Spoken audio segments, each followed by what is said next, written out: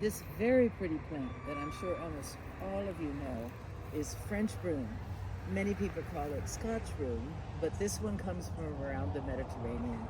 So it's the French type, whose scientific name is Genista monspessulana, but you don't have to know that to know that it is a serious fire hazard if it forms a thicket.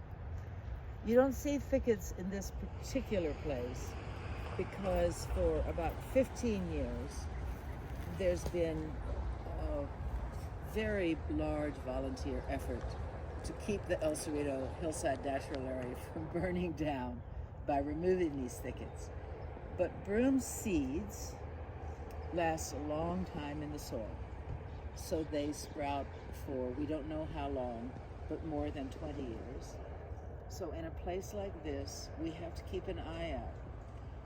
Sometimes you can wait 2 years, but then you have to be sure that they don't get large enough, which can be sometimes their first year, to bloom like this and set seed. These are a member of the pea family. If you know flowers, you can see it's a pea-shaped family.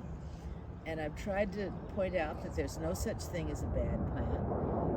Members of the pea family enrich the soil because they have nodules on their roots that can fix nitrogen from the air. Now, it happens that we don't really want richer soil because it tends to be better for non-natives that were brought from farms and gardens than for our native plants. But still, you should know that this is, there is, again, no such thing as a bad plant. The plants all want to live, just as we do.